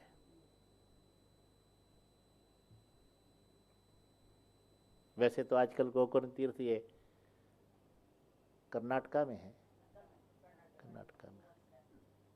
हम लोग एक बार गए थे वहाँ, तुंगभद्रा नदी भी है वहाँ गोकर्ण आगे। महादेव जी का मंदिर है वहाँ, बहुत प्रसिद्ध मंदिर है, दरिया किनारे है, समुद्र किनारे है। लोग गोकर्ण क्षेत्र में वो पहुंची तो वहाँ महादेव के मंदिर में कथा चल रही थी शिव पुराण की। जो व्यास थे, जो कथा करने वाले वक्ता थे,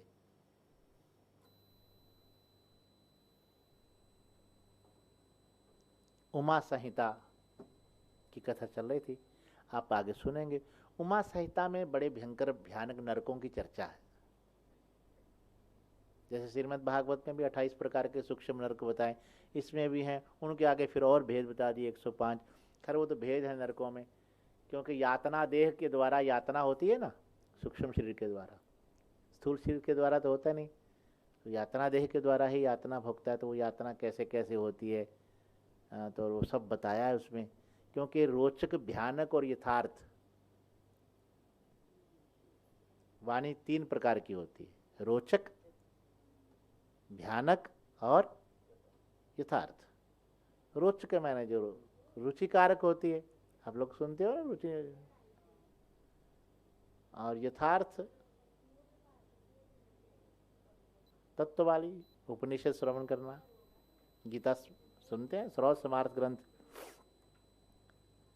और भयानक, भयानक वाणी इसलिए सुनाई पुराणों में ज्यादा भयानक वाणी है कि व्यक्ति चलो सुनकर इस तरफ लग जाए, धर्म में लग जाए, ईश्वर भक्ति में लग जाए, उपासना में लग जाए, कल्याण के मार्ग पर चले, तो इसलिए भयानक वाणी सुनाई है। तो यहाँ भयानक वाणी की चर्चा चल रही थी और वो बैठ गई वहां सुनने के लिए कथा, शिव कथा चल रही है। अब उसने क्या सुना वहां कि जो स्त्री व्यभिचारिणी होती है,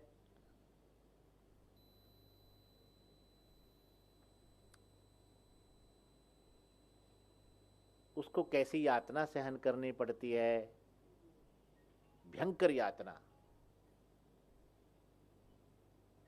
जब वो चर्चा सुन रही थी तो वो भयभीत हो गई।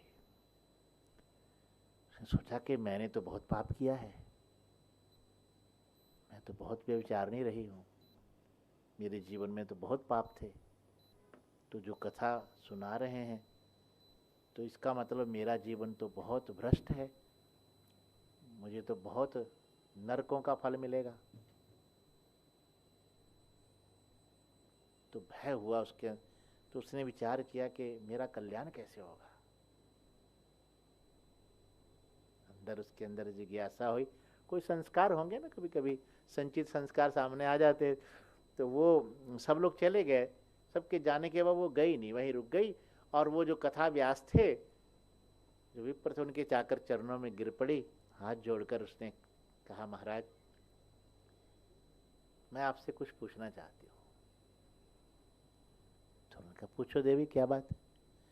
बोले, मैंने आज से आपसे कथा सुनी थी जो, और आपने जो सब चर्चा की, तो मैंने जीवन में बहुत पाप किए हैं।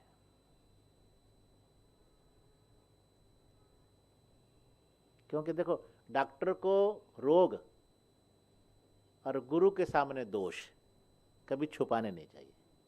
क्या? गुरु के पास जाओ तो कभी दोष मत छुपाओ, मेरे में क्या दोष है।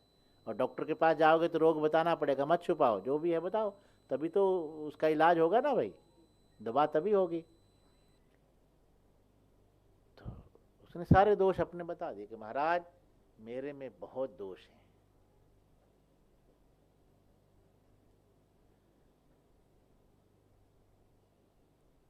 कथाकार जो थे बहुत अच्छे थे, बुद्धिमान थे, विद्वान थे। उन्होंने कहा देवी सबसे पहली बात तो यह है कि तुमने स्वीकार कर लिया है अपने दोषों को, और ये पश्चाताप है। क्या है? इसलिए सबसे बड़ा पश्चाताप है प्रायश्चित। प्रायश्चित सबसे बड़ा क्या है? पश्चाताप। वैसे थोड़ा सा भेद होता है प्रायश्चित और पश्चाताप में। प्रायश्चित मैंने पापों का विशोधन होता है, जिससे हमारे यहाँ धर्मशास्त्रों में आप देखोगे, मनुस्मृति में देखोगे, याज्ञवल्क्य स्मृति है, सब में भरा पड़ा है प्रायश्चित कैसे किया जाता है। चांद्रायन आदि व्रत सुना कभी आपने? प्रायश्चित विधान,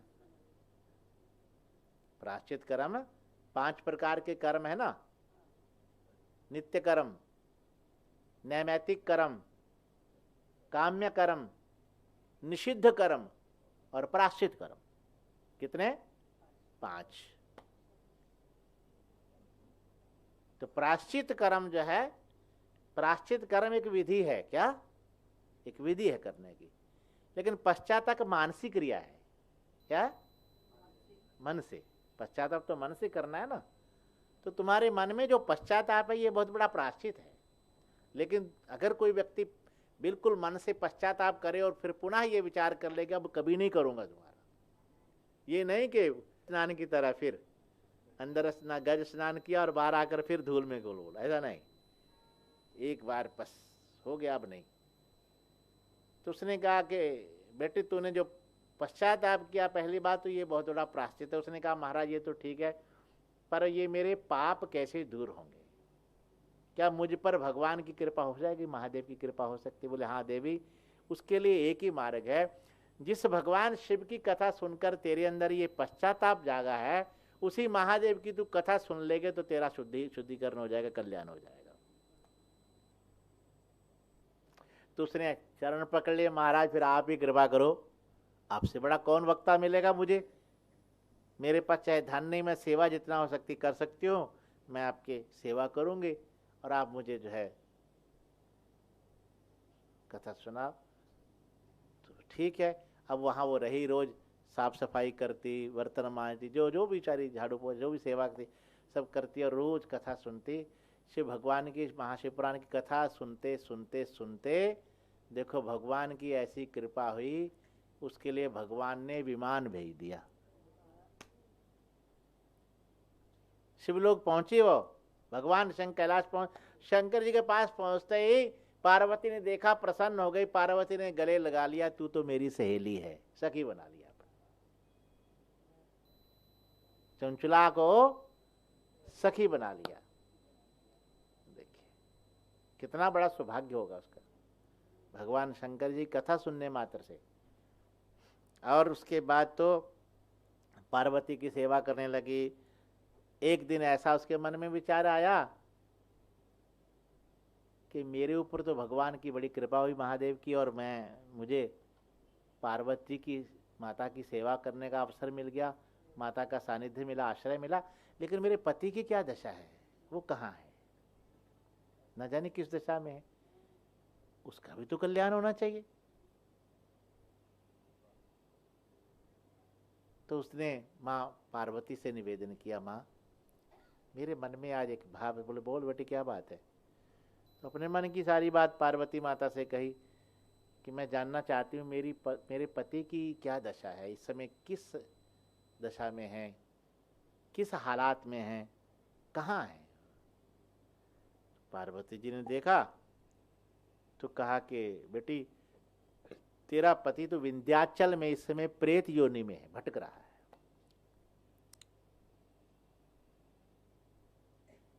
प्रेत योनि जिसमें कोई स्थूल शरीर तो है नहीं, पंचभौतिक शरीर तो है नहीं, और वो भटक रहा है।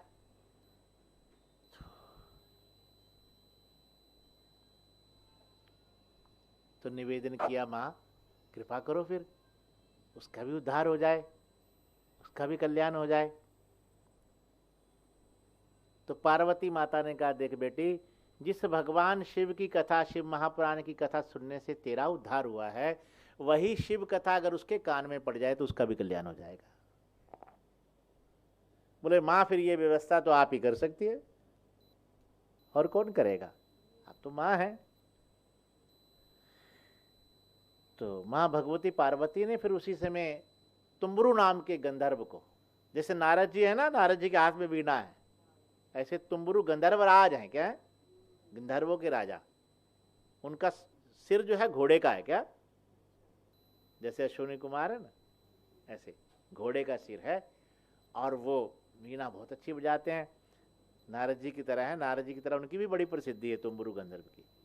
तो तुम्बरू गंधर्व को स्मरण किया, वो सामने प्रकट हुआ।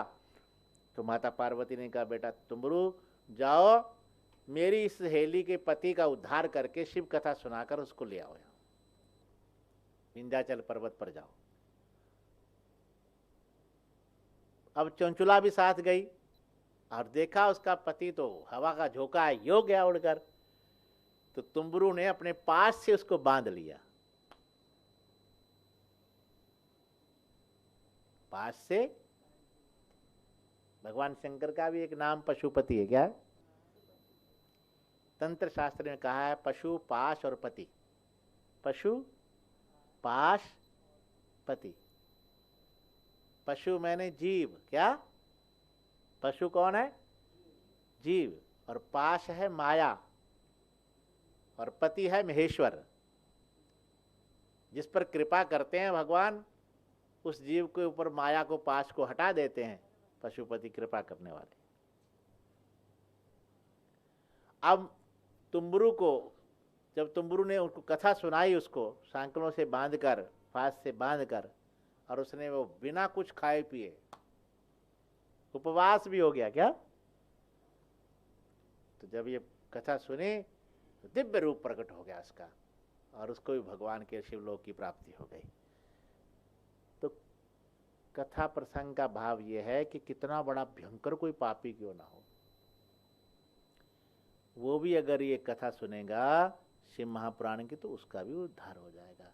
इस कथा का ये महत्व है, महात्म है इसका। अब अंतिम अध्याय में कुछ फिर ये चर्चा की है कि श्रवण करने वालों के लिए कैसे कैसे व्यवस्था करनी चाहिए, वो सब श्रवण करने का अधिकारी कौन है। अब वो सब बातें चलो सूक्ष्म रूप से, अब तो अगर उपवास नहीं रख सकते कोई बात नहीं, कैसे भी करो, कैसे भी। देखो लड्डू पूरा खाओ चाहे चूरा खाओ,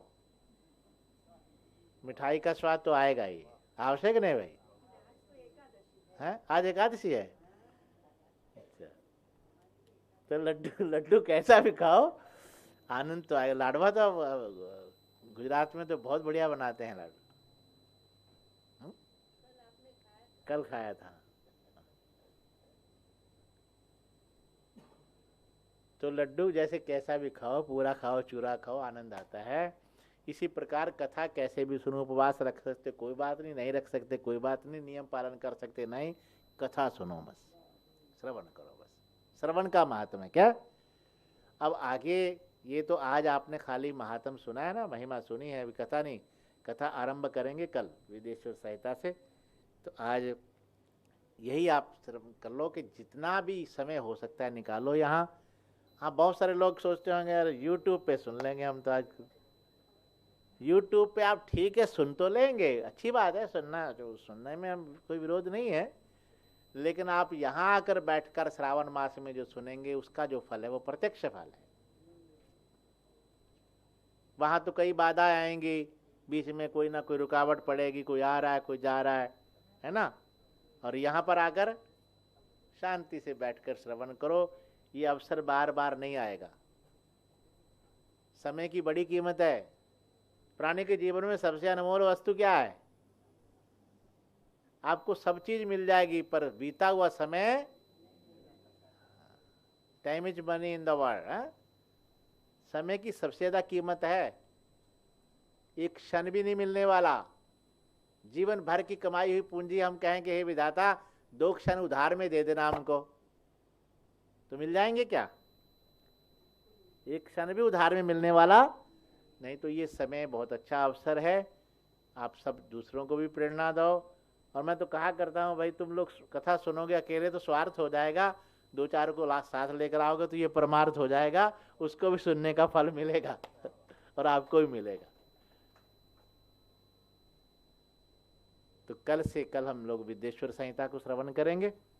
जैसे आज महिमा सुनी भगवान शिव कथा की, शिव महापुराण जो बड़ा सौभाग्यशाली है वही सुन सकता। आपने आज सुना था कि देखिए ये तो बड़े जन्मांतरों, बहुत जन्म जन्मांतरों के पुण्य होते हैं, तभी ये भगवान की पावन कथा श्रवण करने को मिलती है। बोले शंकर भगवान की जय।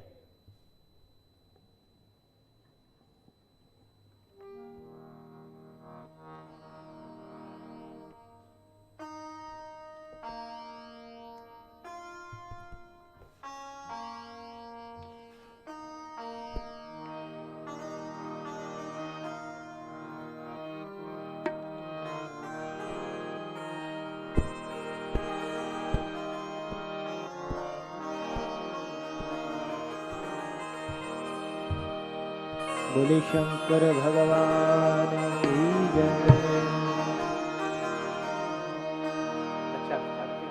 ओम परमादेव अक्षमाला वरमाला मुंडमाला धारी, ओ भोले मुंडमाला धारी, चंदन मृग मत लेपत, चंदन मृग मत लेपत कर माला धारी। ओम हर हर हर हर महादेव। श्वेतांबर पीतांबर बागंबर अंगे, बोल बागंबर अंगे, सनकादिक ब्रह्मादिक, सनकादिक ब्रह्मादिक, भूतादिक संगे। ओम हर हर हर हर महादेव। करके मध्य कमंडल चक्र त्रिशूलधारी, बोले चक्र त्रिशूलधारी, सुखकारी दुखहारी, सुखकारी दुखहारी, जग पालनकारी। ओम हर हर हर हर महादेव। ब्रह्मा विष्णु सदा शिव जानत अविवेका, बोल जानत अविवेका, प्रणवाक्षर में शोभत, ओमाक्षर में शोभत, ये तीनों एका। ओम हर हर हर हर महादेव। काशी में विश्वनाथ विराजे, नंदी ब्रह्मचारी, ओ भोले नंदी ब्रह्मचारी, नित उठ भोग लगावत, भोले जी का दर्शन पावत, महिमा अति भारी। ओम हर हर हर हर महादेव। त्रिगुण स्वामी जी की आरती जो कोई नर गावे, ओ भोले प्रेम सहित गावे, कहत शिवानंद स्वामी मन भजत करो हर स्वामी, मन वांछित फल पावे। ओम हर हर हर हर महादेव। ओम जय शिव ओंकारा, भोले पार्वती का प्यार, ओ भोले ऊपर जलधारा, ओ भोले पीवत भंग प्याला, ब्रह्मा विष्णु सदा शिव, बोले भोलेनाथ महाशिव, अरदासी धारा। ओम हर हर हर हर महादेव। कर्पूर गौरम करुणावतारम, संसार सारम भुजगेन्द्रहारम, सदा वसंतम हृदयारविन्दे, भवं भवानी सहतं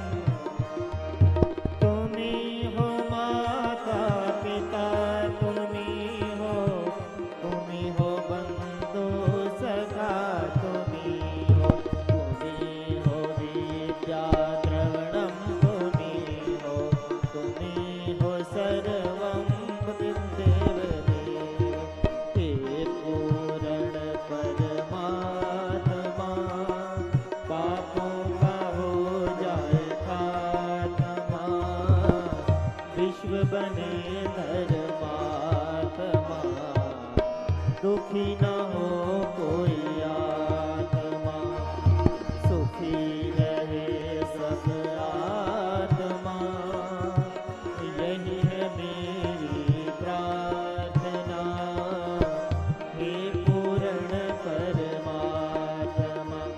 हरि बोल, हरि बोल, हरि बोल, हरि बोल, हरि बोल, हरि बोल, हरि बोल, हरि बोल। ओ लिख जाना रे हरि का नाम थोड़ा थोड़ा, लिख जाना रे हरि का नाम थोड़ा थोड़ा, ओ लिख जाना रे हरि का नाम थोड़ा थोड़ा। हरि बोल,